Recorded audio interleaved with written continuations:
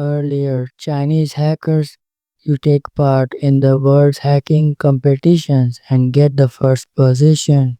But after 2017, their presence suddenly disappeared. Earlier, no one understood why Chinese hackers did not take part. What happened? But then in 2019, an incident occurred which exposed the dangerous clan of China. Welcome to this Mind Mirror video again.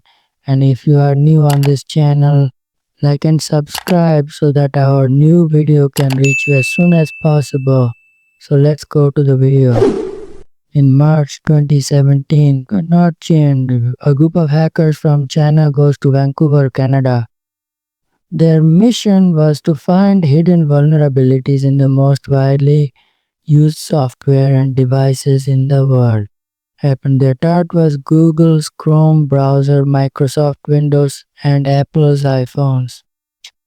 But these people did not go to any wrong. They went to take part in a legal hacking competition which is called Pontoon. This is a very big hacking competition in the world in which hackers hack the company software and find security flaws or loopholes in it. And in return, they get a cash prize. There are different prizes in this competition ranging from 1.5 lakh to 1 million. The biggest prize is to find a vulnerability that no one has ever found before, and this is called zero-day vulnerability. When a hacker finds such a flaw, the details are given to the same company, such as Google, Microsoft, or Apple, so they can immediately fix the problem by releasing a new update to that loophole what happened, and hackers get a cash prize of millions of dollars. This is an ethical hacking competition in which no one is harmed by hacking, but security is made better. For many years, Chinese hackers were at the forefront of such competitions, whether it was Pontoon or any other hacking event.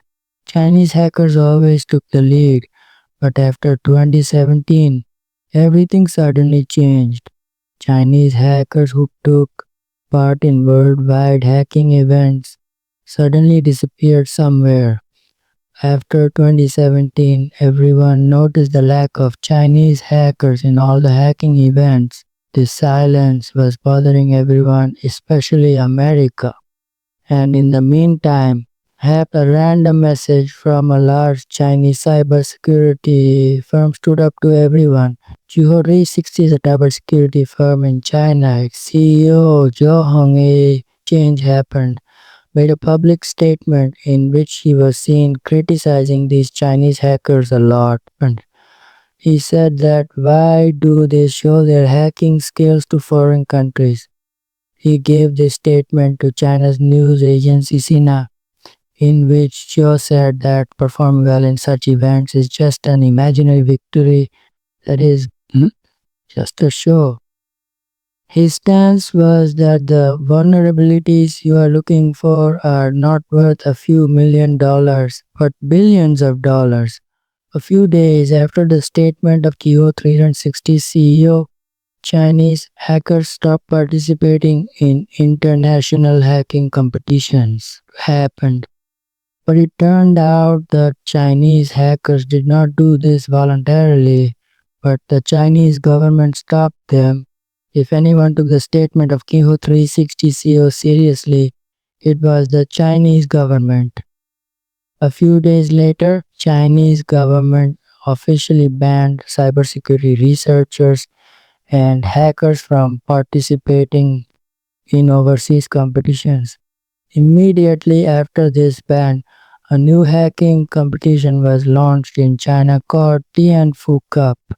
This competition became an alternative to international contests, and the prize money was more than $1 million. Change what happened. The news of the Tianfu Cup locked the ears of many countries, as it indicated that China is now using hacking to prepare itself for cyber warfare. In November 2018, the first event of the Tianfu Cup was organized in Chengdu, China.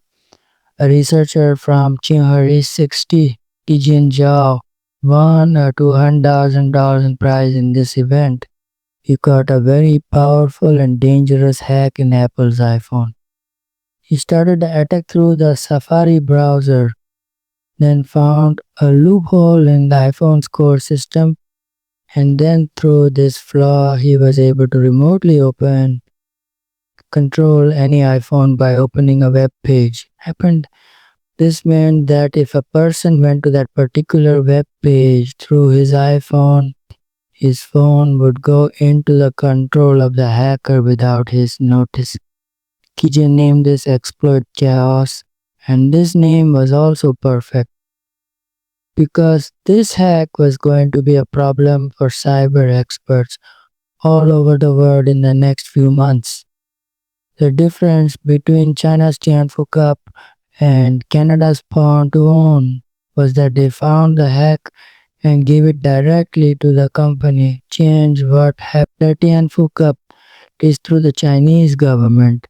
The Chinese government found that whatever hack was found in the Yanfu Cup would not be given directly to the company. In fact, the Chinese government would get it first and then the government would deliver it to the company itself. And this was the real destruction.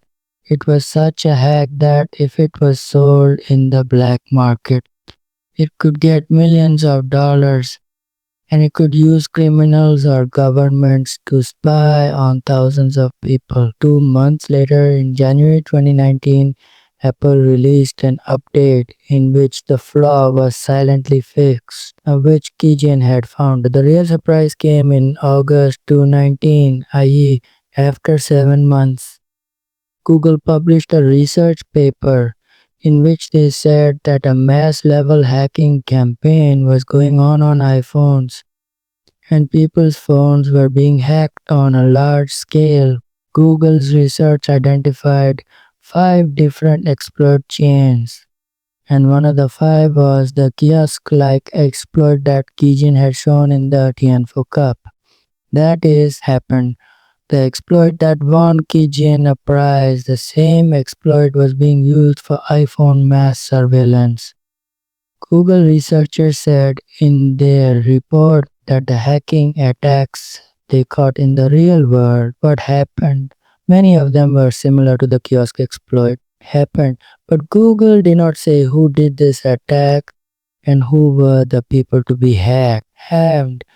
But later it was found that the victims were Maya Muslims and the attackers were none other than China's own government. Since 2014, China has committed serious human rights violations against Uyghur Muslims and other minorities.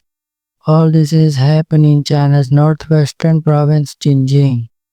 Here it happened. China had locked up millions of people in camps without any crime happened. The women there were sterilized to reduce their population. Change what happened. Torture and sexual abuse cases were also reported in the camps. Every phone was monitored to see if anyone had any religious content. If anyone had anything, he was given the strictest punishment. Chinese officials say that we are doing all this to avoid extremism. What happened? America and many other countries have declared it a genocide. This hacking campaign of China was not limited to only Uyghur Muslims. In fact, journalists, activists, and those who raise questions about the policies of the Chinese government were also targeted.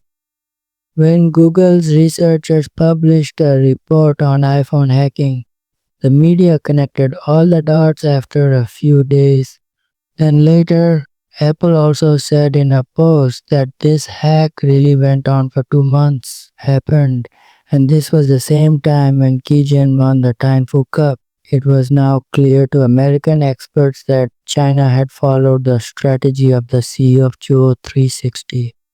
That is, stop Chinese hackers from going out and utilize their skills in China, and then use that hack to surveillance people. To prove this, USS surveillance agencies did a full technical breakdown of the kiosk exploit, and it matched exactly with the Tango Cup hack. Later, Google's deep investigation also confirmed that the chaos and real world attacks were the same in both structures. It didn't stop there. In February 2024, some data was leaked on the code sharing website GitHub.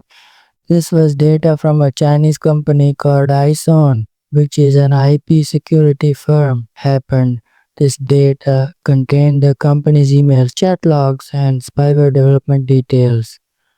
The leaked data revealed that this company makes cyber spying tools, and later happened. These tools are given to the Chinese government and People's Liberation Army. The chats that were leaked mentioned contracts between the Chinese Ministry of Public Security and ISON. It was revealed that ISON charges $1,000 to $75,000 from the government for each hacked email inbox.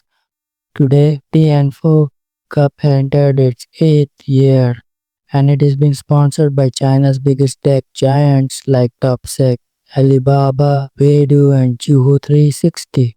But now American officials are very concerned because there are links with the Chinese military of the people and companies involved in this competition. Topsec is a Beijing-based company that organizes the Tianfu Cup. According to US officials, this company is actually recruiting China's nationalist hackers through the Tianfu Cup. All this points to the fact that China is making its cyber weapons on the pretext of the Tianfu Cup. And when the national powers support the hackers, it is not to win an award but to do something else.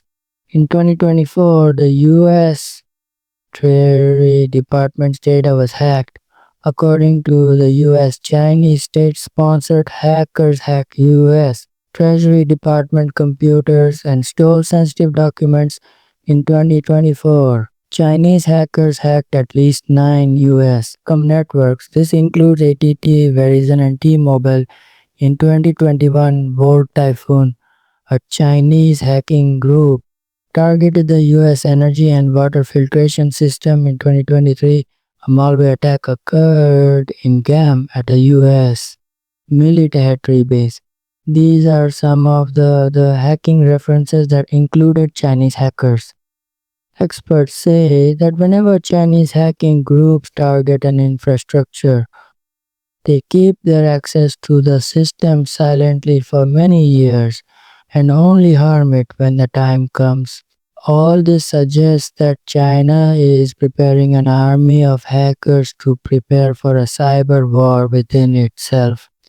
A war in which not only missiles but also code can bring the whole country to its knees. Change what happened where network jams will cause more damage than an airstrike happened. A spying tool on the phone that is more dangerous than a real life agent works happened, and in which a stock market crash can cause a wave of fear in the public at just one click. I hope you will like and share this video of Man Mirror. Thank you very much for your loving comments. See you in the next great video.